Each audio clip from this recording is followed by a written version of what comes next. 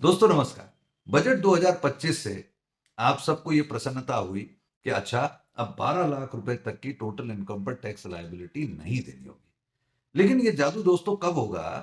जबकि हमें ये भी सुनने में आया है कि नई टैक्स रिजीम में अब 0 से 4 लाख तक का नील टैक्स रेट का पहला स्लैब, 4 से 8 लाख तक की इनकम पर 5% टैक्स लायबिलिटी, 8 लाख से 12 लाख रुपए तक की इनकम पर 10% tax liability and so on. हर 4 लाख के गैप पर 5% टैक्स लायबिलिटी बढ़ रही है अप टू 24 लाख।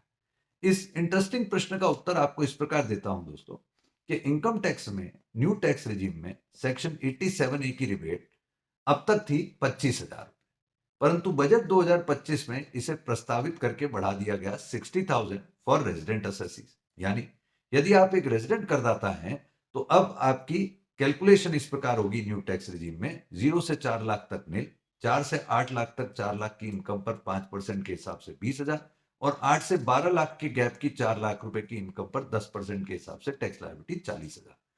यानी अगर आपकी टोटल इनकम 12 लाख तक आ रही है तो आपकी फाइनल टैक्स लायबिलिटी बनती है 60,000 और आपको रिबेट भी मिलने जा रही है 60,000। तो 60,000 minus 60,000 tax liability will be nil.